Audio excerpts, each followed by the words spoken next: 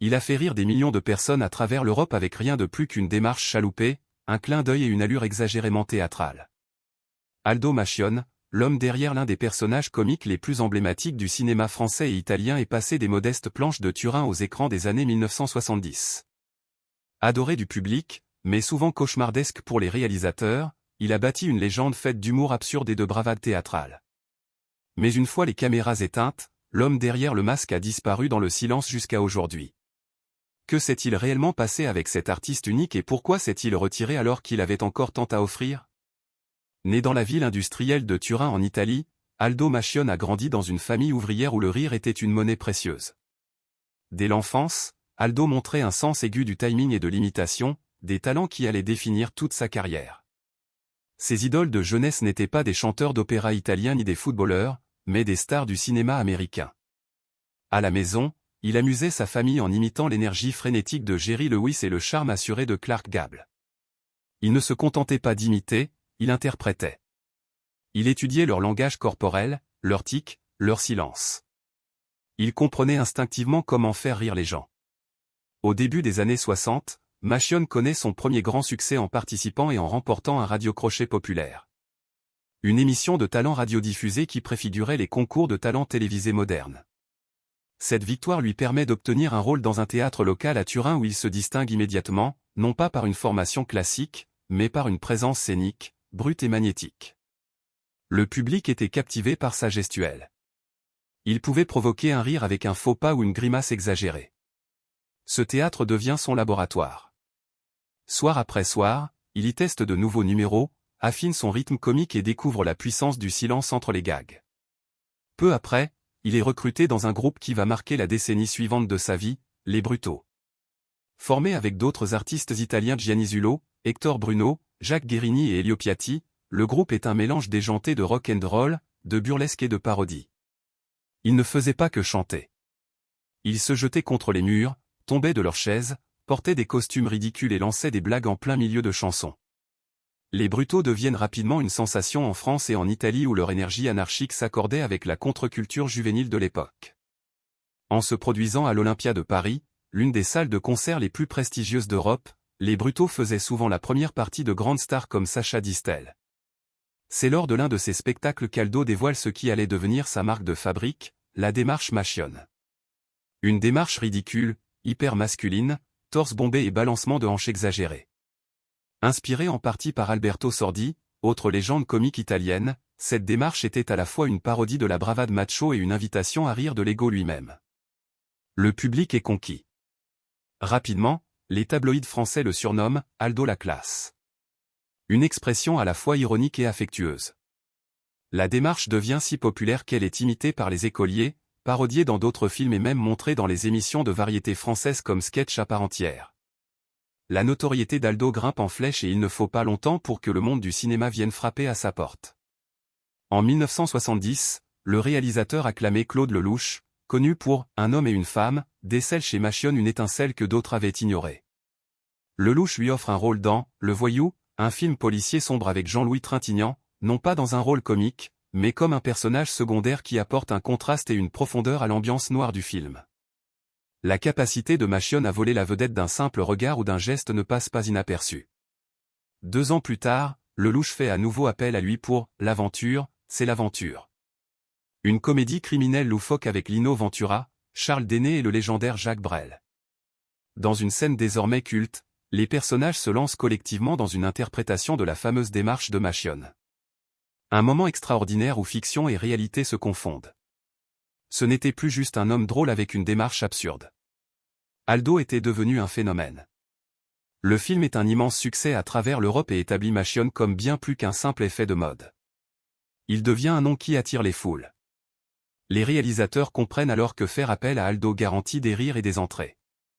Avec « L'aventure, c'est l'aventure », son étoile est désormais solidement ancrée au firmament du cinéma. À la fin des années 1960 et au début des années 1970, Aldo Machione s'est transformé d'un artiste de scène excentrique en une icône culturelle inattendue. Son charisme, son sens du timing et sa physicalité franchissaient les barrières linguistiques. Il n'avait pas besoin de dialogue élaboré ni de profondeur émotionnelle. Il utilisait le mouvement, le rythme et l'expression pour provoquer le rire. Ce qui avait commencé comme les imitations d'un garçon des légendes hollywoodiennes à la table familiale s'était mué en une véritable révolution comique et l'Europe en était témoin. Conquérir la comédie, un faux pas à la fois. Pendant l'âge d'or du cinéma burlesque européen dans les années 70 et au début des années 80, Aldo Machione ne s'est pas contenté de suivre la vague. Il était la vague. Avec une démarche défiant la logique et un visage taillé pour l'incrédulité outrée, Machione se fraya un chemin unique. Il ne courait pas après les rôles exigeants de la gravité ou de la subtilité.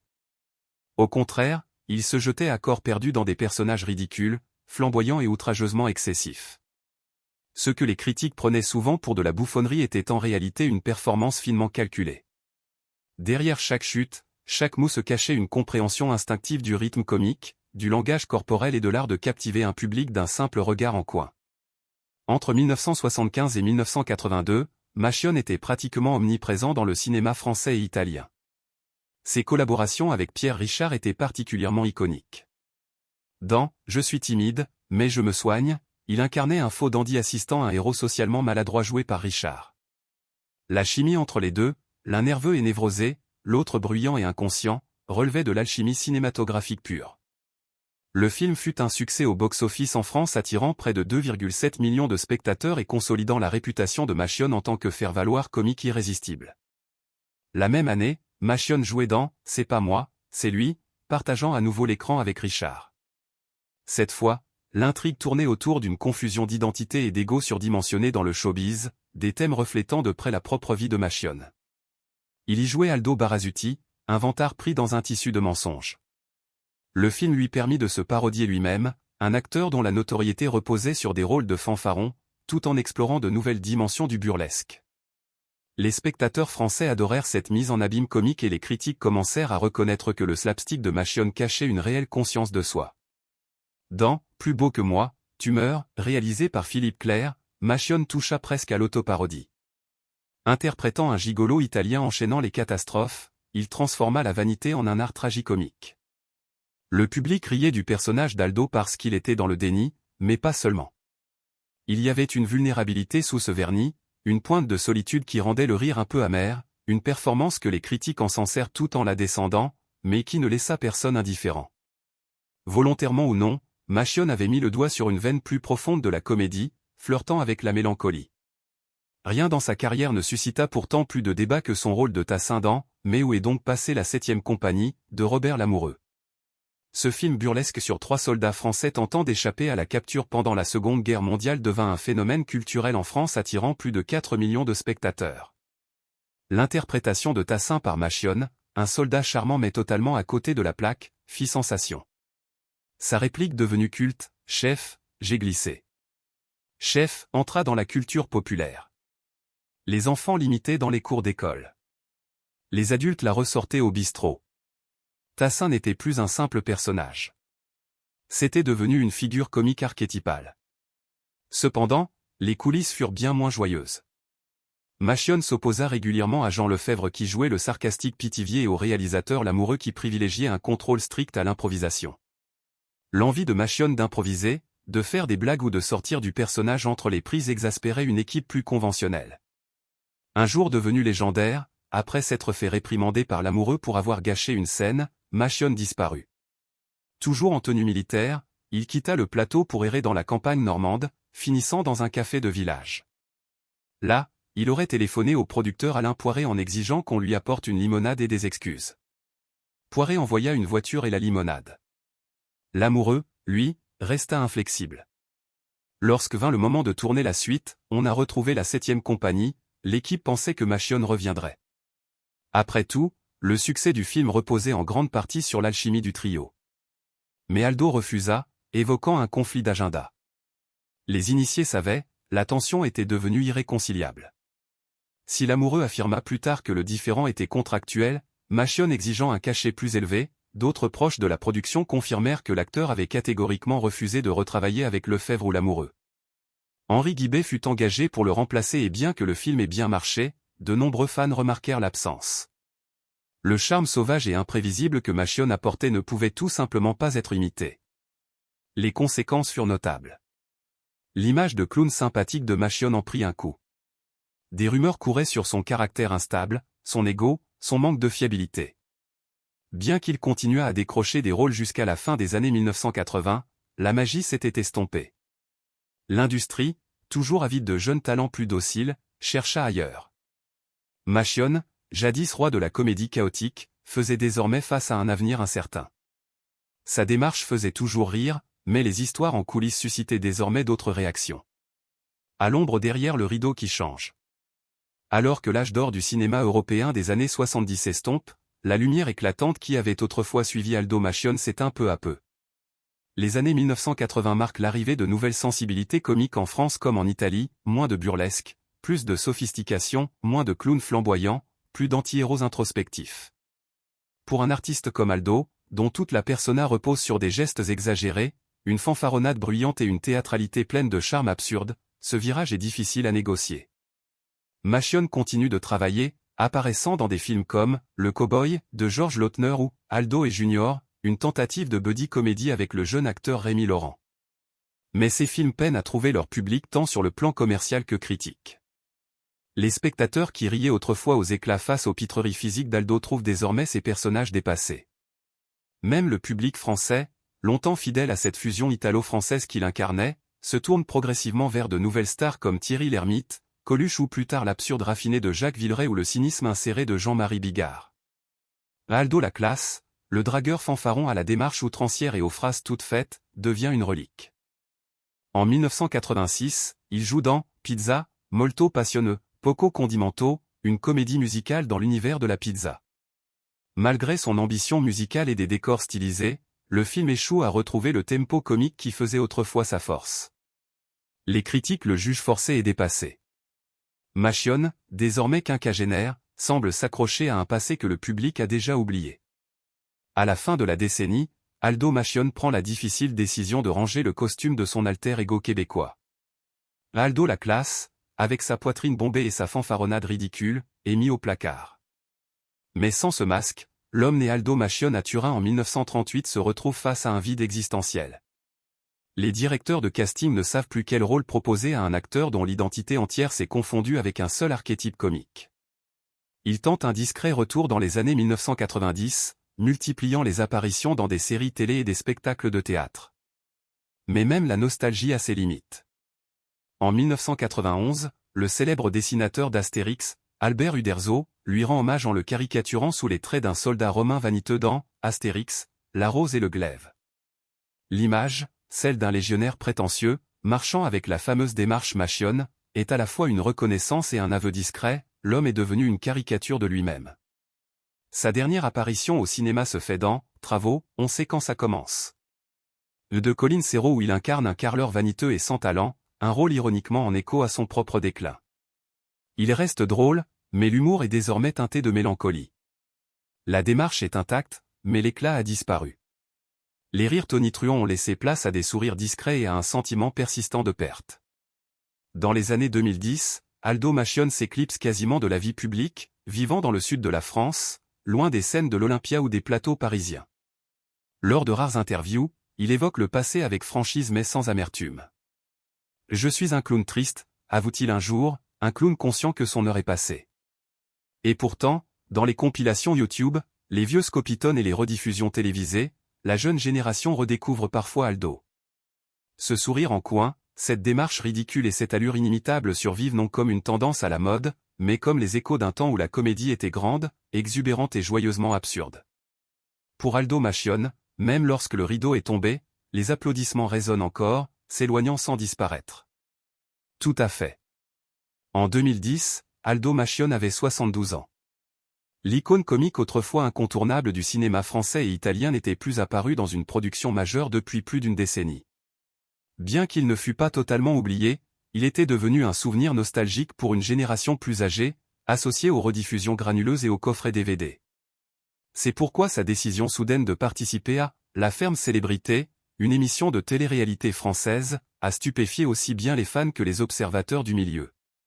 Tournée dans une réserve animalière en Afrique du Sud, l'émission réunissait un mélange d'anciennes stars, de célébrités de tabloïds et de provocateurs médiatiques montants. Machione n'était comme aucun d'eux. Il n'était pas là pour relancer une carrière pop ni créer un scandale. Il était simplement curieux et peut-être un peu seul. Dès son arrivée, Aldo se distingua avec ses lunettes de soleil emblématiques et sa démarche lente. Il ressemblait davantage au grand-père de quelqu'un qu'à un candidat de télé-réalité. Les plus jeunes participants comme le célèbre autopromoteur Michael Youn, l'ancien acteur des Alerte à Malibu, David Charvet et l'ex-Miss Paris Kelly Bochanko ne comprenaient guère qui il était. Mais il ne fallut pas longtemps pour que son charme d'un autre temps les conquiert. Son accent italien prononcé, ses manières de raffiner et ses remarques comiques spontanées faisaient de lui une présence réconfortante dans un cadre conçu pour susciter les tensions. Les candidats venaient souvent lui demander conseil ou simplement fuir les querelles incessantes de la maison. Mais la télé-réalité repose sur l'inconfort et, la ferme célébrité, ne faisait pas exception. Les exigences physiques de l'émission, qui comprenaient le soin aux animaux, les travaux agricoles et la vie en plein air, se révélèrent rapidement trop lourdes. Aldo, qui n'avait jamais été un athlète, même à son apogée, peinait visiblement. Les caméras le montraient grimaçant en trayant des chèvres, toussant après avoir nettoyé les porcheries ou allongé après quelques minutes de travail seulement. Au 7e jour, il en eut assez. « Je ne peux plus continuer », confia-t-il à la caméra, la voix tremblante mais toujours teintée d'humour. Une semaine ici et maintenant il me faut 4 semaines chez le médecin. Son départ ne fut pas perçu comme un échec, mais comme un adieu digne d'une légende.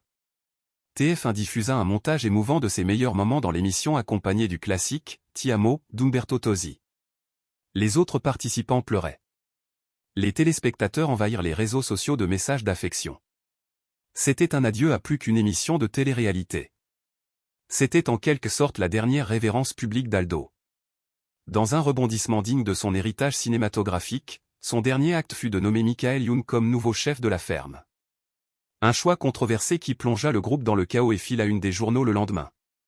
Certains y virent une blague subtile, d'autres un geste de chaos calculé. Quoi qu'il en soit, c'était du pur machionne. Même en se retirant, il laissait derrière lui du spectacle. Après l'émission, Aldo disparut presque entièrement du paysage médiatique. Il refusa les interviews, cessa toute apparition publique et laissa les lettres de fans sans réponse. Même la biographie, Aldo Machionne, La classe, publiée chez Flammarion en 2015 et préfacée par son vieil ami Claude Lelouch, ne parvint pas à le faire revenir dans la lumière. Dans ce volume, quelques amis et anciens collaborateurs dressèrent le portrait d'un homme à la fois fier et blessé, reconnaissant pour les rires, mais amer face à la rapidité avec laquelle l'industrie lui avait tourné le dos. Il vit comme un vieil ours maintenant, déplorait le journaliste Gilles Bottineau dans une rétrospective de 2017. Caché à Saint-Paul-de-Vence, il n'aime pas parler de sa carrière, je comprends. Elle a été brutale parfois. Choisir le silence plutôt que la célébration. Aujourd'hui âgé de près de 86 ans, Aldo Machionne vit dans une quasi-totalité d'intimité dans le village français de Saint-Paul-de-Vence, niché dans les Alpes-Maritimes. L'homme qui a autrefois dominé la comédie européenne a choisi la paix plutôt que le prestige. Contrairement à bon nombre de ses contemporains, il n'a jamais entrepris de tournée de retour, n'a jamais sollicité d'hommage en fin de carrière et n'a jamais participé à une émission nostalgique retraçant ses heures de gloire. Sa santé s'est détériorée, des douleurs dorsales chroniques et des problèmes de mobilité le tenant éloigné du regard. Pourtant, il reste mentalement alerte, entouré de sa famille proche et de sa dévouée épouse Nathalie qui le soutient depuis les années 1960. Leur mariage, comme sa carrière, a traversé des tempêtes. À travers la célébrité, les incertitudes financières et les périodes de découragement, Nathalie est restée à ses côtés, gérant la logistique, protégeant son intimité et devenant plus tard son aide-soignante à temps plein. Dans l'intimité, Aldo fait encore des blagues, exécute encore cette démarche ridicule quand l'envie lui prend, mais il ne le fait désormais que pour elle et pour personne d'autre. Malgré les nombreuses invitations à des festivals et des rétrospectives, Machionne refuse d'y assister, non par amertume, mais par une conviction tranquille que son temps est révolu. J'ai eu mon moment, a-t-il confié un jour à un ami proche. J'ai tout donné, laissez maintenant briller les nouveaux. Et pourtant, le passé refuse de le laisser partir. Chaque fois que la 7e compagnie est diffusée à la télévision française, elle attire des millions de téléspectateurs. Des répliques de ses films sont encore citées dans les cafés et les cours de récréation. Pour ceux qui ont grandi avec ses pitreries, Aldo n'est pas seulement un comédien. Il est un souvenir de rire, un symbole d'une époque plus légère et insouciante. Quel est votre moment préféré d'Aldo Machionne dans sa filmographie inoubliable? Dites-le nous en commentaire. Et si vous avez apprécié cette plongée, n'oubliez pas de liker, partager et vous abonner pour découvrir d'autres histoires méconnues derrière les légendes.